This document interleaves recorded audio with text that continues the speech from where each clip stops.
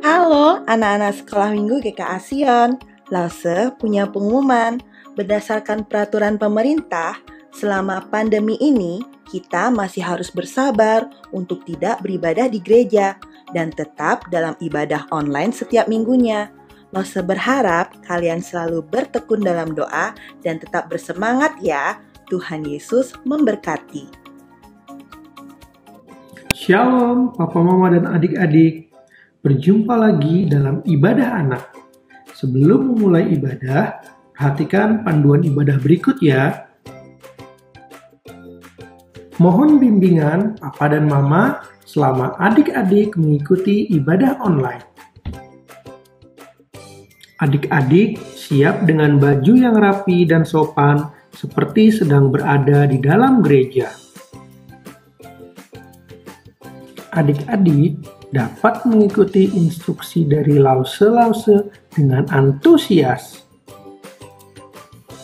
Selama mengikuti ibadah, adik-adik harus fokus dan tidak melakukan kegiatan yang lain. Siapkan hati dan sikap yang terbaik untuk Tuhan Yesus. Selamat beribadah! Halo anak-anak semua, apa kabar semuanya pagi ini? Pasti sehat-sehat semua ya? Sudah semangat? Siap untuk memuji Tuhan?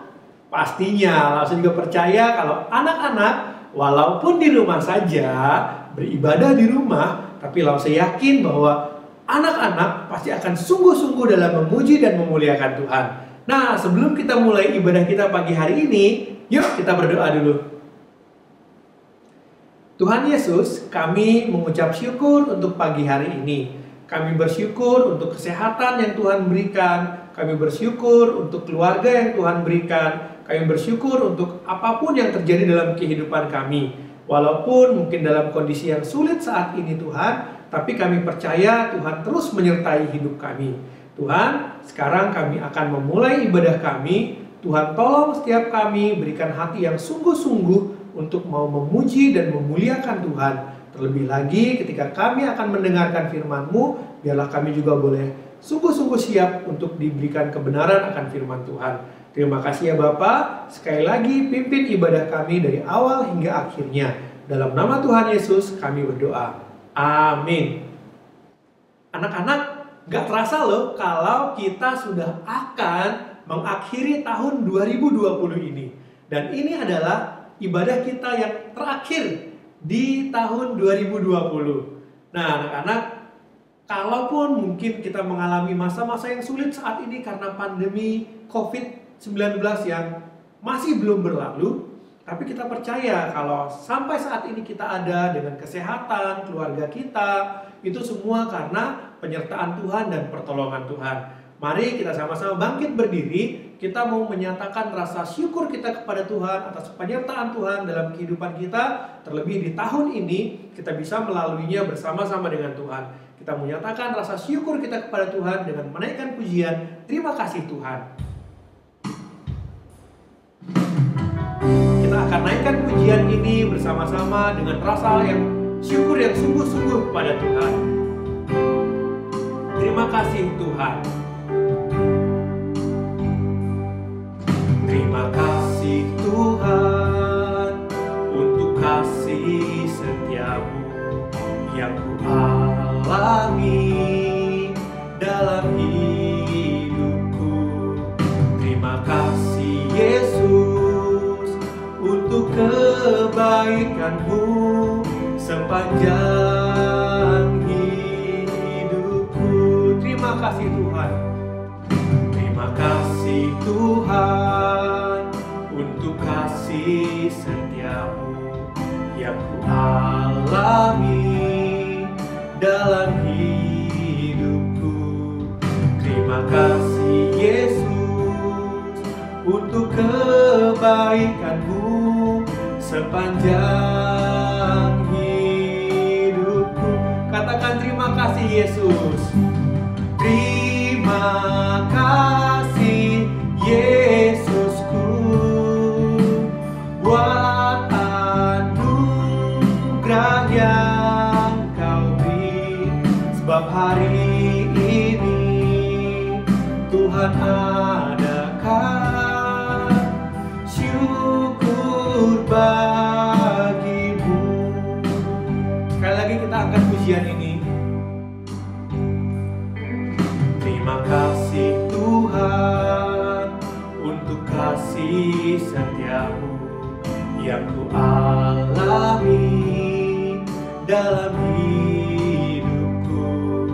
Terima kasih Yesus untuk kebaikanmu sepanjang hidupku. Terima kasih Yesus. Terima kasih Yesusku buat anugerah yang Kau beri, sebab hari ini Tuhan adakan syukur bagimu. Terima kasih Yesus. Terima kasih Yesusku buat anugerah yang Kau beri, sebab hari ini Tuhan adakan syukur bagimu. Sebab hari ini Tuhan adakan syukur bagimu. Ya, anak-anak, kita bersyukur karena Tuhan terus memelihara hidup kita. Dan ingat dong cerita minggu lalu, bagaimana para gembala mendengar cerita tentang kelahiran Tuhan Yesus. Dan mereka pun menceritakan apa yang sudah mereka dengar kepada semua orang. Lause berharap kita juga semua mau menceritakan akan kabar baik kelahiran Tuhan Yesus kepada semua orang di sekitar kita. Yuk kita naikkan pujian, hai siarkan di gunung.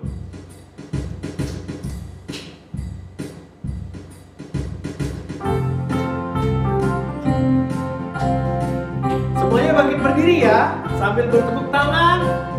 Kita nyanyikan pujian ini.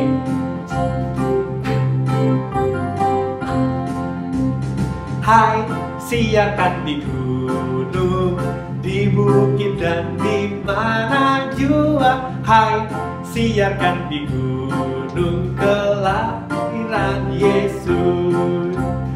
Hai, siarkan di gunung, di bukit dan di mana jua. Hai, siarkan di gunung kelahiran Yesus. Di waktu kau gembala menjaga dombanya, terpancar dari langit cahaya mulia.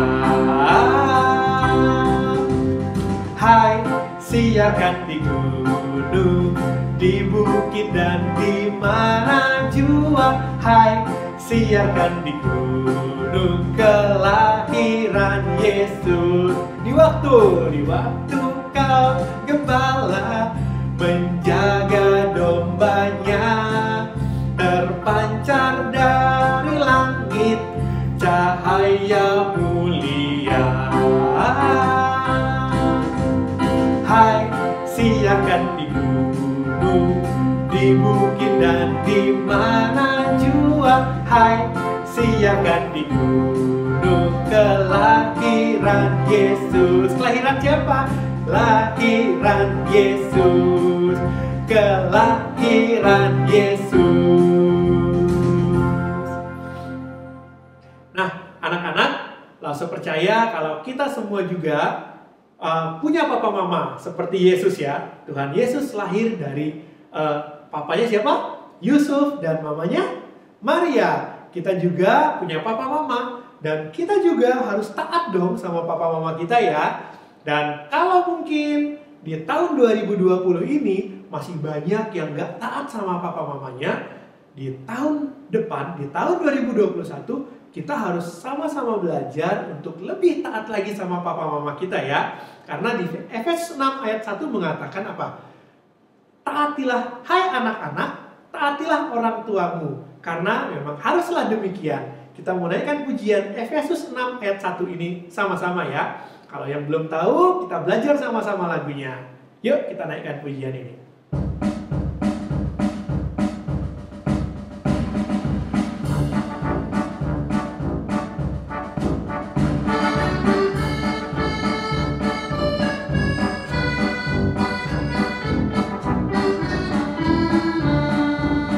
Hai anak-anak, taatilah orang tuamu di dalam Tuhan. Karena itulah yang sesungguhnya. Efesus 6 ayat 1. Sekali lagi, hai anak-anak, taatilah orang tuamu di dalam Tuhan. Karena itulah yang sesungguhnya. Efesus 6 ayat 1. Sekali lagi, hai anak-anak, taatilah orang tuamu di dalam Tuhan. Karena itulah yang sesungguhnya.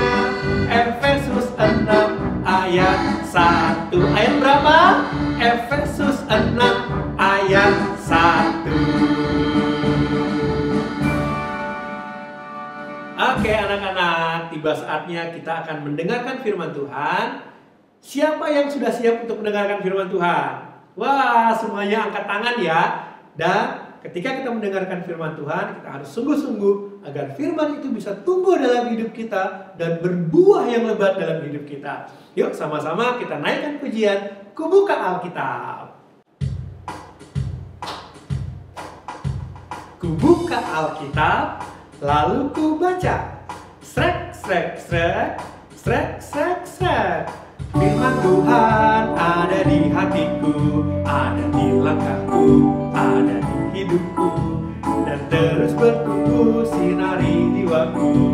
Berbuah, berbuah, berbuah, berbuah, berbuah, berbuah, berbuah, berbuah. Firman Tuhan. Firman Tuhan ada di hatiku, ada di langkahku, ada di hidupku, dan terus bertumbuh sirami jiwaku. Berbuah, berbuah, berbuah, berbuah, berbuah, berbuah, berbuah, berbuah. Sekali lagi firman Tuhan. Firman Tuhan ada di hatiku, ada di langkahku, ada di hidupku, terus bertumbuh sirami jiwaku. Berbuah, berbuah, berbuah, berbuah, berbuah, berbuah, berbuah, berbuah. Buka Alkitab, lalu ku baca. Selamat pagi anak-anak, kita berjumpa lagi dan hari ini kita mau mendengarkan firman Tuhan. Mari berdoa. Tuhan, kami kembali mau diberkati oleh firman-Mu, berbicaralah kepada setiap kami, dan biarlah firman yang kami dengar menjadi firman yang memberkati kami semua. Terima kasih, berkati hati kami, pikiran kami. Dalam nama-Mu Yesus kami sudah berdoa. Amin. Nah anak-anak, ada sebuah pemandangan yang tidak biasanya terjadi, yaitu di dalam bait Allah ada seorang anak muda, atau bukan anak muda sebenarnya, tepatnya seorang anak remaja yang berusia 12 tahun. Dia sedang duduk dan sangat serius sekali berbicara dengan para alim ulama atau orang-orang yang dikenal sebagai pemimpin-pemimpin agama. Mereka yang hidupnya tahu tentang Taurat Tuhan. Mereka yang belajar firman Tuhan pagi, siang, malam. Nah, orang-orang ini sedang duduk dengan seorang anak remaja yang mukanya imut, mukanya manis, lagi sedang berbicara dengan tenang. Mungkin kalau kita sebagai anak-anak yang kelas 5, kelas 6 ketemu sama pendeta terus diajak ngomong, bicara firman Tuhan, kita gini, nggak tahu gitu ya. Nah, tapi anak ini dengan tenang duduk dan bertanya jawab dengan orang-orang tua ini. Ya, nah sementara di satu sisi yang lain, di sebuah tempat yang cukup jauh dari bait Allah itu ya, ada orang tua yang sedang kebingungan, sedang mencari anak mereka. Tahu ya? Ya, Yesus. Mereka sedang mencari Yesus. Jadi firman Tuhan mencatat setiap tahun keluarga-keluarga Yahudi itu mereka pergi ke Yerusalem pada hari raya Paskah. Dan kalau anaknya sudah berusia 12 tahun, mereka akan ajak gitu ya. Anak-anak itu sebenarnya semua diajak gitu ya. Tapi secara khusus anak-anak yang udah umur 12 tahun mereka menerima pelajaran dengan baik tentunya. Nah, jadi bukan cuma Yusuf, Maria dan anak-anak Yesus dan saudara-saudaranya. Ada banyak keluarga-keluarga, mereka semua pergi ke Yerusalem untuk merayakan Paskah setiap tahun. Jadi pada waktu pergi itu anak-anak bermain-main sendiri, orang tua ngobrol sendiri, jalan-jalan, bawa bekal banyak karena dibilang perjalanannya 3 hari, cukup jauh ya. Nah, dari Yerusalem, dari tempat mereka itu Nazaret menuju kepada Yerusalem. Jadi pada waktu mereka berjalan, mereka tiba di Bait Allah, mereka merayakan Paskah, mereka bergembira, bersukacita bersama, mengingat kembali karya kasih Tuhan, Tuhan yang membebaskan umatnya dari perbudakannya, lalu kemudian mereka pulang. Nah, pada waktu mereka pulang seperti biasa kembali, orang tua bersama dengan orang tua, anak-anak dengan anak-anak. Tapi yang mengejutkan pada waktu dikatakan karena pada waktu mereka sedang pulang dalam perjalanan itu, orang tua Yesus tiba-tiba mencari Yesus ya. Mereka mencari Yesus lalu mereka tidak menemukan dia di antara kaum keluarga dan kenalan mereka. Mereka tanya, lihat nggak Yesus? Enggak. Mereka tanya lagi ke sini, lihat nggak Yesus? Enggak. Kamu lihat Yesus nggak? Enggak. Aduh, Yusuf dan Maria langsung saling menatap. Aduh, anak kita tidak ada. Lalu bagaimana cara menemukan? Tidak ada telepon, tidak ada WhatsApp, tidak ada sesuatu yang bisa digunakan untuk mencari tahu Yesus. Ya, tidak ada yang bisa dihubungi. Jalan satu-satunya adalah apa? Berjalan kembali menyusuri jalan di mana mereka tadi pergi. Mereka ketika meninggalkan Yerusalem menuju kepada Nazaret, mereka kembali menyusuri jalan itu menuju Yerusalem. Untuk apa? Untuk mencari Yesus anak mereka, untuk menemukan dia. Lalu firman Tuhan katakan setelah 3 hari mereka menemukan dia dalam Bait Allah. Itu tadi yang Laksaheni bilang. Dia sedang duduk di tengah alim ulama. Dia sedang berdebat, dia sedang berbicara kepada mereka, mendengarkan mereka, mengajukan pertanyaan kepada mereka dan lain sebagainya. Dan pada waktu orang tuanya melihatnya, mereka sangat terkejut. Karena waktu mereka datang, mereka melihat Yesus, mereka juga mendengar bagaimana Yesus bersoal jawab dengan para alim ulama ini. Dan bagaimana para alim ulama ini yang seharusnya lebih pintar, tapi mereka justru bertanya dan Yesus menjawab semua pertanyaan mereka dengan baik sekali. Kelihatan sekali Yesus sangat cerdas. Ya, lalu Maria katanya menegur Yesus, dipanggil, "Nak, sini. Mengapa engkau berbuat demikian pada kami? Bapamu dan aku cemas mencari engkau." Ya, jawab Yesus kepada mereka, "Kenapa aku harus dicari? Ya, tidakkah mama atau kamu tahu bahwa aku harus berada di rumah Bapakku?" Tetapi mereka tidak mengerti maksudnya apa. Cuma firman Tuhan bilang, Maria menyimpannya dalam hati. Mereka tidak mengerti, tapi Maria menyimpan itu semua dalam hati. Kenapa? Ingat, minggu yang pertama kita diceritakan. Maria dipercayakan rahimnya untuk melahirkan anak Allah, yaitu Yesus. Dia tahu itu adalah anak Allah. Walaupun dalam asuhan dia dan Yusuf suaminya, kemudian setelah mereka menikah, dalam asuhannya, tapi Maria tetap tahu dia adalah anak Allah. Sehingga ketika dia menegur, "Nak, kenapa engkau berbuat begini pada kami? Kami jadi bingung, kami cemas, kami ketakutan, kami memikirkan kamu di mana, kamu hilang di mana." Justru Yesus menjawab, "Kenapa cari aku? Ini adalah rumah Bapakku." Gitu loh. Nah, dari situ kita bisa melihat Yesus ini adalah seorang anak yang khusus, yaitu anak Allah yang diberikan kepada manusia untuk menjadi penebus, untuk menjadi juru selamat. Kalau masih ingat lagi cerita minggu yang lalu dikatakan apa? Ada para gembala yang datang menyembah dia. Ada orang Majus yang memberikan emas, kemenyan dan mur. Artinya apa? Seorang anak yang spesial, yang datang daripada Allah. Nah, anak-anak yang dikasih Tuhan, Tuhan kita adalah Tuhan yang luar biasa. Firman Tuhan melekat di hatinya. Bait Allah adalah rumahnya. Ya, Laksaheni dan anak-anak bukan berarti Bait Allah adalah rumah kita, lalu kita ke Bait Allah, tidur di Bait Allah atau tidur di gereja. Bukan begitu ya. Zaman sekarang yang Tuhan mau, kita itu ada apa? Ada Bait Allah di hati kita. Artinya apa? Mencintai rumah Tuhan. Pergi ke gereja itu bukan sebuah penawaran, tapi sebuah hal yang kita lakukan karena kita mencintai firman Tuhan, mencintai rumahnya. Membaca Alkitab bukan lagi kalau baca nanti dapat hadiah. Jangan pikir begitunya. Kalau kamu nggak baca, mami nggak kasih hadiah. Jangan pikir hadiahnya. Tapi membaca Alkitab, mengetahui Taurat Tuhan, itu harus menjadi bagian seorang anak Allah. Siapa anak Allah? Yesus. Siapa lagi anak Allah? Angkat tangan. Kita semua. Kenapa Allah saya bilang kita adalah anak Allah? Karena kita adalah manusia yang ditebus oleh Allah. Allah melihat kita sebagai anaknya. Sehingga ketika dia mengajarkan doa kepada muridnya, ini dia bilang, berdoalah demikian Bapa kami. Dia menyebut dirinya sebagai apa? Bapa. Artinya kita adalah siapa? Anak.